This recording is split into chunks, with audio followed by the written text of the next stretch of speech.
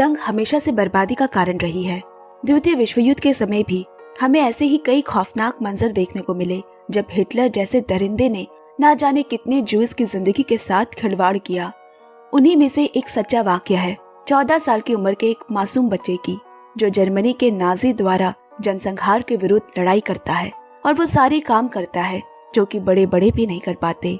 अंत में उस लड़के के साथ क्या क्या घटना घटती है, उसने क्या क्या झेला, ये जानकर आपकी भी रूह कांप जाएगी। पूरी कहानी सुने, पसंद आए तो लाइक शेयर कमेंट भी पक्के से करें। और हाँ, जिन्होंने अभी तक नहीं सब्सक्राइब किया है वो भी जल्दी से जाकर सब्सक्राइब करें ऐसी कहानियां सुनने के लिए। और हमारी फेसबुक में भी अकाउंट है जिसका लिंक नीचे डिस्क्रिप्शन बॉक्स में है, जाके जरूर फॉलो कीजिएगा। मूवी स्ट्राइप की एक और अद्भुत कहानी में 2016 की मूवी फॉग इन अगस्त, डायरेक्टर काई वेसल, IMDb 7.3। साल है 1944, द्वितीय विश्व युद्ध का समय, जहां जर्मनी की निष्ठुरता और बर्बरता एकदम अपने चरम सीमा पे थी। वही जर्मनी में एक मेंटल असाइलम हुआ करता था, जहां एक 14 साल का बच्चा अर्न्स्ट लॉसा को भर्ती कराया गया है। यहाँ के हेड है डॉक्टर वार्नर और उसका असिस्टेंट डॉक्टर पॉल। अर्न्स्ट को यहाँ भर्ती कराने की एक खास वजह है। उसके हिस्ट्री के मुताबिक वो एक चोर है और लोगों को परेशान करता है, लेकिन वो इस बात को नहीं मानता। इसलिए डॉक्टर वार्नर ने तय किया कि उसे मजदूरों के समूह में डाल दिया जाए, जहाँ उसे सारा दिन परिश्रम करना होगा और फिर उसका इन सब काम में ना ध्यान जाएगा और ना ही समय। अब डॉक्टर ने अर्न्स्ट की बॉडी की जांच की तो पाया कि उसकी पीठ पे चोट के निशान है। ये देखकर उसे काफी बुरा लगा और बोला, चिंता मत करो, तुम्हें यहाँ किसी तरह की यातना नहीं दी जाएगी। जिसे सुनकर अर्न्स्ट काफी खुश हो गया। वो नादान तो यही सोच रहा है कि अब उसे स्कूल नहीं जाना पड़ेगा और यही आराम से जिंदगी गुजारेगा। लेकिन उसकी ये खुशी ज्यादा देर तक नहीं रही, जब उसने इस पूरी जगह को घूम कर देखा और पहली बार उसे एहसास हुआ कि ये कोई साधारण जगह नहीं है, बल्कि यहाँ उन लोगों को रखा जाता है जिनकी खास देखभाल करनी पड़ती है, जैसे कि मानसिक रोगी। ये सब देखकर वो दुखी हो गया। वो वहाँ के डॉक्टर को बताता है कि वो कोई पागल नहीं है, लेकिन इसका कोई फायदा नहीं हुआ। किसी ने उसकी बात नहीं सुनी और पूरे मेडिकल जांच के लिए उसे एक अलग से कमरे में ले जाया गया। जांच पूरी होने के बाद उसे गंजा भी कर दिया। अब अगले दिन वो खेत में बाकी बच्चों के साथ काम कर रहा है। वहीं उसकी मुलाकात उसी की उम्र के क्रिस्टोफ से हुई, जो उसे परेशान करता है, उससे झगड़ा करने की कोशिश करता है, लेकिन उल्टा वो उसे बिना झगड़े उसे अपना दोस्त बना लेता है। और इसी तरह हरमन संग और भी बच्चे उसके दोस्त बन जाते हैं। अब रात में सोने के लिए उन्हें एक हॉल दिया गया, जहां उसके उम्र और उससे बड़े उम्र के बच्चे भी सो रहे हैं। रात में अर्न्स्ट ने देखा कि एक मानसिक रोगी बच्चा ओजा को डॉक्टर ने बिस्तर से बांध दिया है। डॉक्टर के चले जाने के बाद हरमन ने अर्न्स्ट को एक खिड़की दिखाई, जहां से छत की ओर जाया जाता है। दरअसल हरमन यहाँ बहुत दिनों से है। अपने मन और दिमाग को खुश और अच्छा रखने के लिए उसने ये खुशी का रास्ता ढूंढ निकाला है, वो खिड़की। हरमन बोला, मैं यहाँ अक्सर आता हूँ, यही एक जगह है जहाँ मुझे अच्छा लगता है, सुकून महसूस होता है। और यहाँ से आसमान भी कितना खूबसूरत दिखता है ना। और वो देखो, दूर में रंग बिरंगे रोशनी भी दिख रही है। दरअसल ये उन बम के धमाके की रोशनी है जो ब्रिटिश आर्मी बरसा रही है। अब अगले दिन डॉक्टर वार्नर अपने असिस्टेंट पॉल को 3 बच्चों के नाम देता है, जिन्हें वो ट्रांसफर करेगा। लेकिन नाम देखने के बाद पॉल ने इसका विरोध किया। जब उसने वहाँ क्रिस्टोफ का नाम देखा, पॉल ने उन्हें समझाया कि क्रिस्टोफ सारे नियमों का अच्छे से पालन कर रहा है, उसे ट्रांसफर करना सही नहीं होगा। तब डॉक्टर वार्नर ने कहा, ये मेरा तय किया हुआ नहीं है, बल्कि हर्मर यूथेनेशिया सेंटर से ये ऑर्डर आया है। इधर अब अर्न्स्ट अस्पताल के रहन सहन में रंग चुका है और एक दिन वो एक बीमार बच्चा टोनी से मिला। अर्न्स्ट ने उससे भी तुरंत दोस्ती कर ली। वो लोग साथ में खेलने लगे। तभी वहाँ एक मैक्स नाम का फॉरेंसिक असिस्टेंट आकर बोला, तुम्हें अभी मेरे साथ काम में हाथ बटाना है। और साथ ये भी कहा, तुम्हारा वो दोस्त हरमन जल्द ही यहाँ से जाने वाला है, क्योंकि उसके माता पिता उसे लेने आए हैं। ये सुनते ही वो दौड़कर खिड़की के पास गया और बाहर देखने लगा। मैक्स की बात सच है, उसने देखा हरमन एक काली गाड़ी में बैठकर जा रहा है। ये देखकर अर्न्स्ट का मन उदास हो गया और सोचने लगा कि एक दिन उसके भी बाबा आकर उसे यहाँ से ले जाएंगे। अब मैक्स के पीछे लैब में चलते चलते उसने देखा कि टोनी को मिर्गी के दौरे पड़ रहे हैं। तभी वहाँ सोफिया नर्स ने आकर उसे संभाला। फिर बाकी डॉक्टर भी वहाँ पहुंचे। सबको वहाँ व्यस्त देख अर्न्स्ट चुपके से लैब को घूम घूम कर देखने लगा। तभी वहाँ उसे अमीलिया नाम की एक बच्ची दिखी, वो भी बीमार है। फिर उसने ख्याल किया कि उसकी टेबल पर खाना रखा है, लेकिन वो खा नहीं रही। उसके बाद अमीलिया ने उसे खाना खिलाने को कहा। अर्न्स्ट भी बिना सवाल जवाब किए उसे खाना खिलाने लगा। ये सब देखकर नर्स सोफिया काफी हैरान हो गई, क्योंकि उसके इतने सालों की नौकरी में अमीलिया ने उसके अलावा और किसी के हाथ से नहीं खाया है। अब अर्न्स्ट में ऐसा क्या खास है, ये आप आगे कहानी में जानेंगे। सोफिया बोली, ये काम नर्स के अलावा और कोई नहीं कर सकता। लेकिन अर्न्स्ट को ये काम पसंद आया और वो चाहता है कि वो रोज उनकी ऐसे किसी न किसी काम में मदद करता रहे। अब कुछ देर बाद मैक्स अर्न्स्ट को अपने काम के लिए एक सहयोगी के तौर पर रखता है और उसे कुछ उपकरण साफ करने का जिम्मा देता है जो उसने मरीजों पे उपचार के लिए इस्तेमाल किए हैं। उसने देखा कि उपकरण में काफी खून लगा हुआ है। उसे ये काम करने में थोड़ी परेशानी हो रही है, यहाँ तक कि एक समय में उसे उल्टी आने लगी।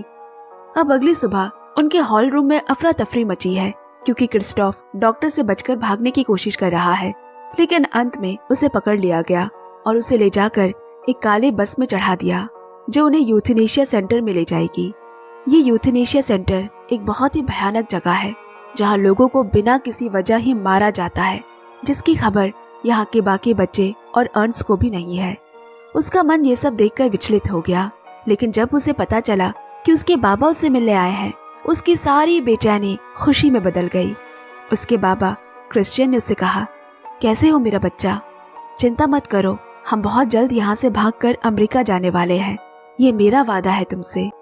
यहाँ क्रिश्चियन डॉक्टर वार्नर से इस बारे में बात करने आया है, मगर डॉक्टर ने इसकी मंजूरी नहीं दी, क्योंकि क्रिश्चियन की माली हालत अभी ठीक नहीं है, तो वो अर्न्स्ट का ख्याल कहाँ से रखेगा।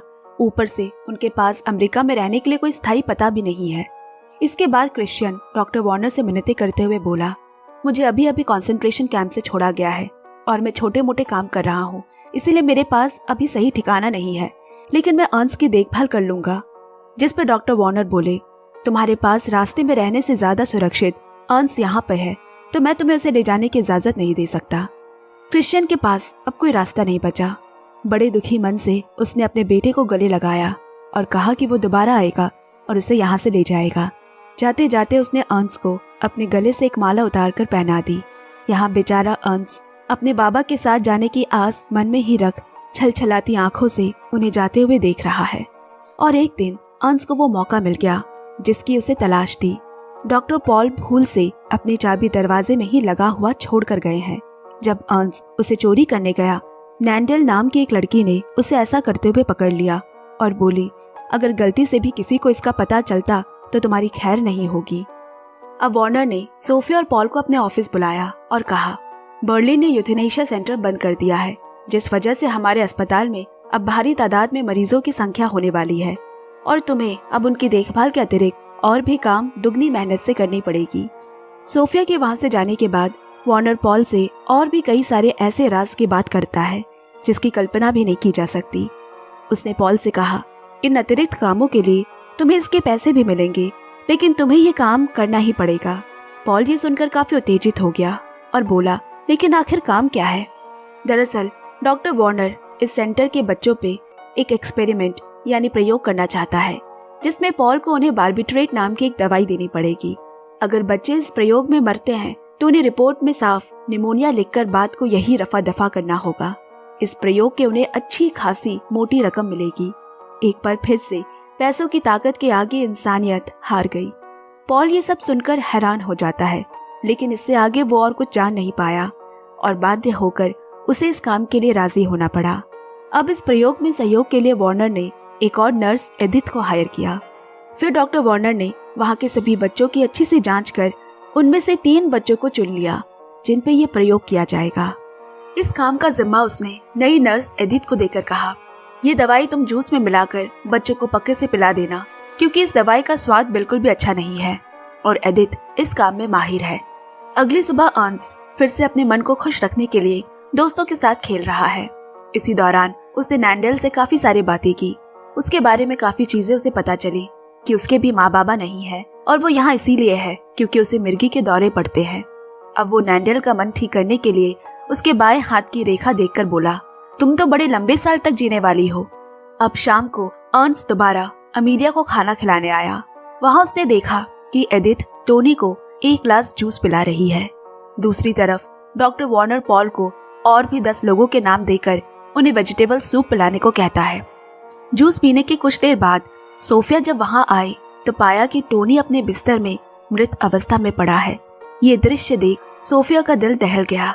इसके साथ ही वो 2 बच्चे भी मारे गए। इसके बाद डॉक्टर वार्नर ने तीनों बच्चों के मृत शरीर की शव परीक्षा की और ऐसा प्रतीत किया जैसे मानो उनकी मृत्यु कैसी हुई उन्हें को समझ नहीं आ रहा, और इसीलिए फॉरेंसिक असिस्टेंट मैक्स को इनकी मौत का कारण निमोनिया लिखने को कहा। मैक्स भी डॉक्टर वार्नर के कहे मुताबिक काम करता है और तीनों मृत शरीर के ब्रेन को परीक्षा के लिए बर्लिन भेज दिया। फिर अंस उस जगह की साफ सफाई के काम में लग गया। अगली सुबह उसने मैक्स से सवाल किया, अचानक टोनी और बाकी बच्चे कैसे मारे गए? क्योंकि उसके पहले दिन ही मैंने टोनी के साथ खेला है।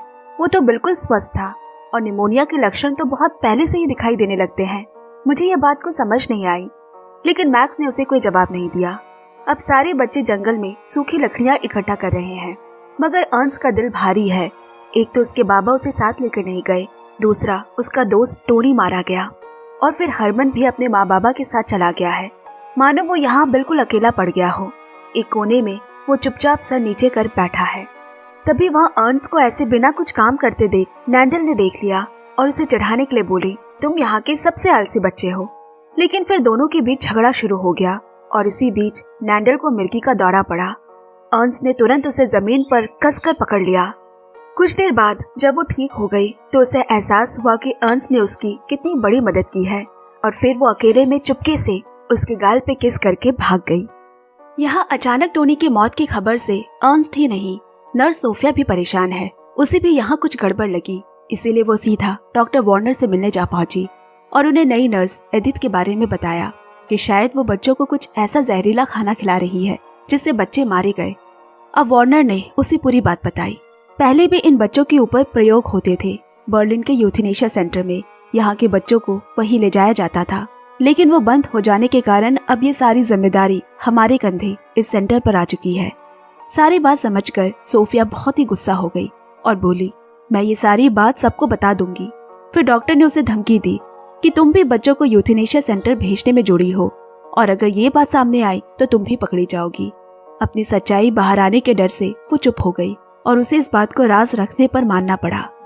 अब रात के समय अंस नैंडल को लेकर उसी जगह आया जहां उसे हरमन लाया था। वो बोला, तुम्हारी कोई ऐसी इच्छा या सपना है जो तुम पूरा होते हुए देखना चाहती हो तो तुम मुझे बता सकती हो।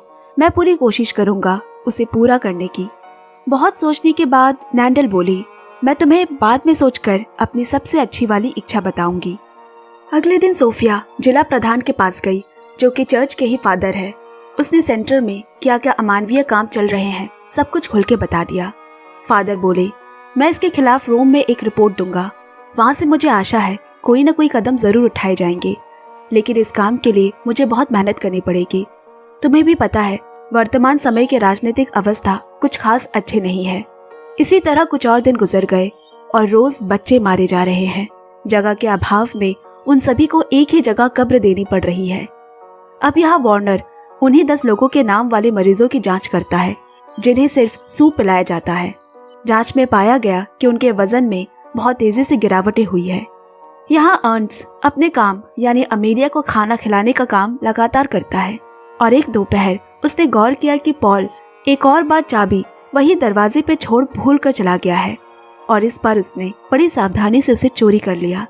तभी वहाँ एडिथ वही जूस लेकर अब की बार अमेलिया के पास आई, लेकिन अमेलिया किसी भी कीमत पर उसके हाथ से जूस नहीं पी रही। तब अंस बोला, मैं उसे पिला देता हूँ, और पिलाते वक्त वो जानबूझकर ग्लास के नीचे गिर जाने का नाटक करता है। एडिथ एक और जूस लाने जब बाहर निकली तो वही खड़ी सोफिया ने अंस को बहुत धन्यवाद किया। उसे नहीं पता कि उसने ये करके कितना बड़ा काम किया है। अब जब एडिथ जूस लेकर वापस आई तो उसने देखा अमेलिया अपने बिस्तर पर नहीं है। अंस बोला, पता नहीं अमेलिया कहाँ चली गई है, लेकिन एडिथ भी कोई नासमझ नहीं है। उसने अमेलिया का लाया हुआ जूस दूसरे किसी बच्चे को पिला दिया और हंसने लगी। एडिथ के जाने के बाद सोफी दौड़कर उस बच्चे के पास आई और बचा हुआ जूस को नीचे फेंक दिया। तभी वहां डॉक्टर वार्नर के साथ एडिथ उस कमरे में आए और सोफी को उनके साथ ऑफिस चलने को कहा। अब सोफी ने अंस को यहाँ कमरे की सफाई करने की जिम्मेदारी दी और चुपके से एक रुमाल में छुपाकर अपने कमरे की चाबी उसे थमा दी। उन तीनों के जाने के बाद वो दौड़कर सोफी के कमरे में गया जहां अमीलिया बिस्तर पर लेटी हुई है। वो जल्दी से अमीलिया को अपनी गोद में उठाकर वहां से एक और दूसरे कमरे में चला गया। अब डॉक्टर वार्नर और एडिथ सोफी के कमरे में घुसते हैं। पूरा चप्पा चप्पा उसके कमरे की तलाशी लेने के बाद भी उन्हें अमीलिया कहीं नहीं मिली। एडिथ का शक गलत निकलने पे वो शर्म से वहां से माफी मांगकर चली गई, लेकिन डॉक्टर वार्नर ने उसे चेतावनी दी, अगर तुम्हें ये काम नहीं पसंद तो तुम यहाँ से जा सकती हो, लेकिन आगे से हमारे काम में कोई दखलंदाजी मैं पसंद नहीं करूंगा। अब डॉक्टर वार्नर के जाते ही सोफी अर्न्स्ट और अमीलिया को सुरक्षित कमरे में ले आई, लेकिन इस वाक्य से अर्न्स्ट काफी डर गया है और वो जाकर सोफी के गले लग गया। अब यहाँ डॉक्टर वार्नर के आदेश पे पॉल ने अमीलिया को ढूंढने का काम शुरू कर दिया। पूरे अस्पताल में उसे चप्पा चप्पा ढूंढा, फिर शहर के बाहर भी उसे ढूंढने लगा।